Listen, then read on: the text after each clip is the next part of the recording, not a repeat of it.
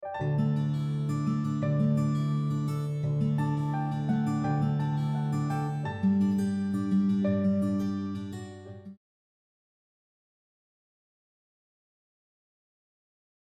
오해가 좀 벗어지셔야 돼요.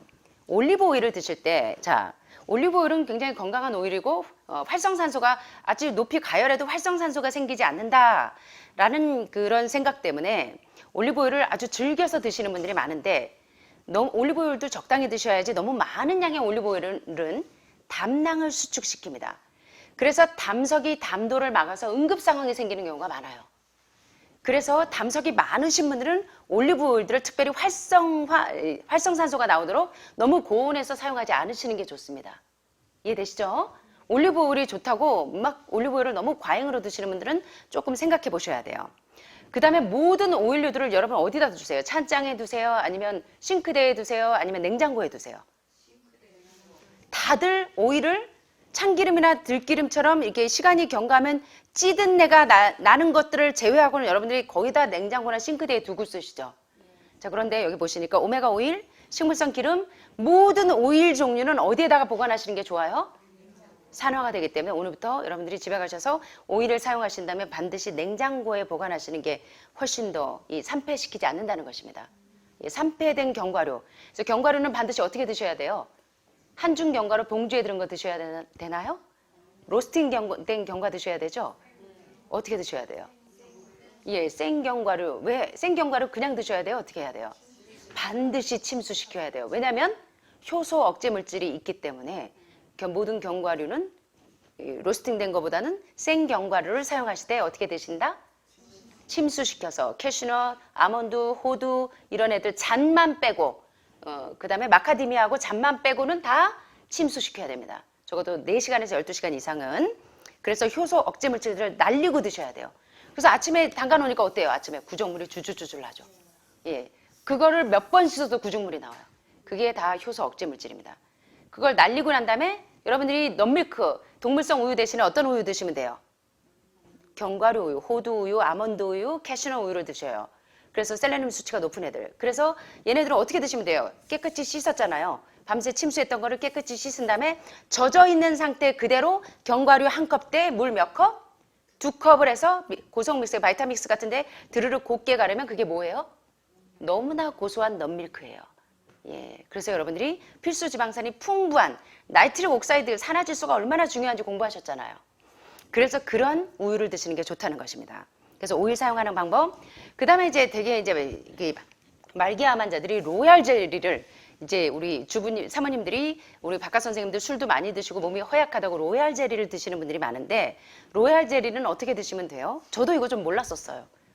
로얄 젤리는 냉장고에 넣는 건 줄 알았는데 여기 보니까 로얄 젤리는 냉동 보관해야 한답니다. 딱딱해가지고 어떻게 퍼먹나 모르겠는데 좀 녹였다가 드시는지 모르겠으나 로얄 젤리는 냉동 보관하고 화분들 많이 드시죠. 알러지 비염 있는 분들이 예, 동물성 그 음식 알레르기 있는 우유 이런 것들을 제한하면 알러지가 없어지기도 하지만 화분을 드셔도 알러지 비염에 상당히 도움이 된다고 해요. 예, 그런데 이 화분은 벌이 뒷다리에 동그랗게 수집해 오는 꽃가루를 해요. 저는 옛날에 화분이 벌의 똥인 줄 알았습니다. 제가 얼마나 무식했는지 죄송합니다. 근데 알고 봤더니 이 화분은 뭐냐면 벌이 뒷다리에 동그랗게 수집해서 모아놓은 꽃가루래요. 근데 이상하게 이 화분을 드시면서 이 알러지 비염이 완화되시는 분들이 꽤 있다고 합니다. 그래서 그걸 좀 쓰셔도 도움이 될 것 같고요. 그래서 로얄 젤리나 화분은 그냥 일반 이 진열대에 있는 것들은 효과가 거의 없답니다. 그래서 이런 것들을 잘 활용하시면 좋겠고요. 또 이거 이제 그 숙취를 없애기 위해서 박가 선생님들한테 꿀을 타드리죠. 꿀물. 자, 꿀물을 어디다 타드렸어요? 찬물에 타드렸어요? 뜨거운 물에 타드렸어요? 니맛 내맛 없는 미지근한 물에 타드렸어요. 찬물, 여기는 뜨거운 물, 니맛 내맛 없는 물, 니맛 내맛 없는 물. 꿀을 뜨거운 물에 타면 꿀 안에 영양소가 다 파괴가 된답니다. 그래서 체온이나 실내 온도와 비슷한 니맛 내맛 없는 미지근한 온도의 물에 꿀을 타드리면 숙취가 많이 완화가 된다고 합니다.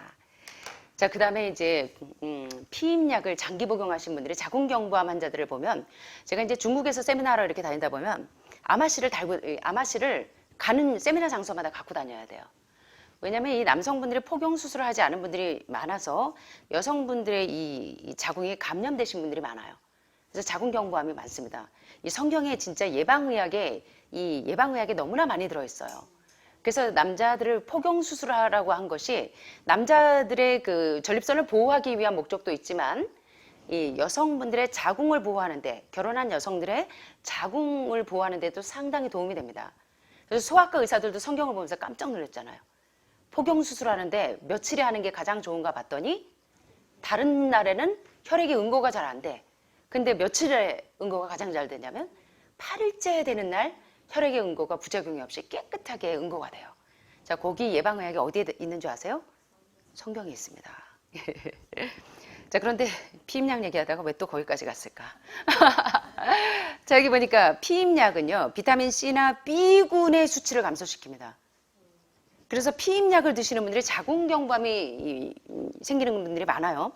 자, 비타민 B1, B2, B6, B12, B3, 비타민 A도, 비타민 D도, 뭐 어떤 비타민도 이렇게 컴플렉스가 없어요. 복합체가.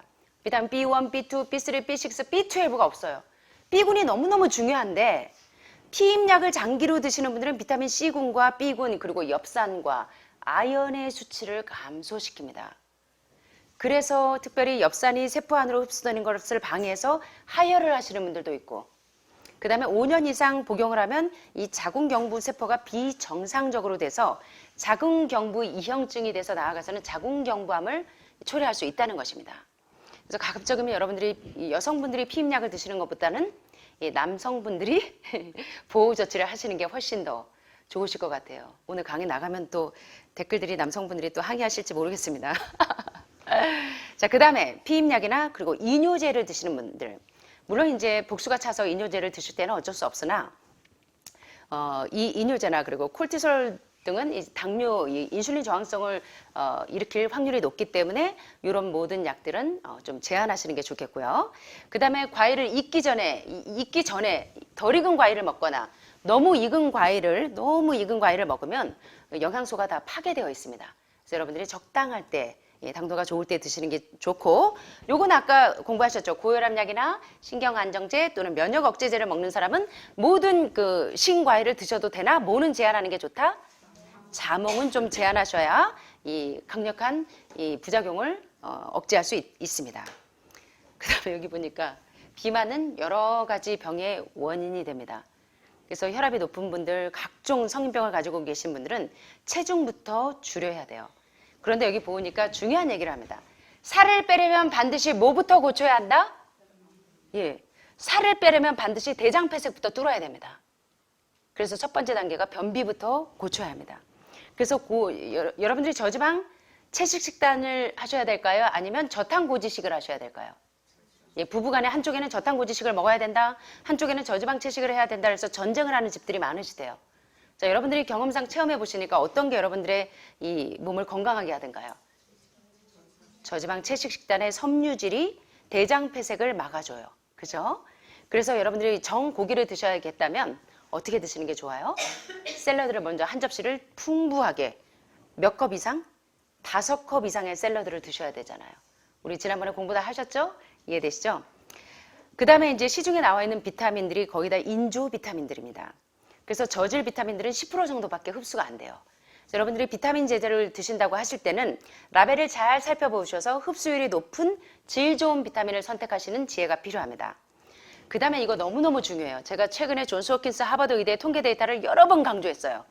중풍 환자, 뇌졸중, 파킨슨, 알츠하이머, 그 다음에 자폐증에 이르기까지, 그리고 뇌경색, 뇌졸중, 다 뇌의 병변과 관련이 있는 뇌질환인 사람들, 그리고 공황장애나 또는 분노조절장애나 또는 이런 뇌신경과 관계되는 모든 질병들에 비타민 B12를 제공했더니 어떤 치료제도 하지 못한 일을 했어요.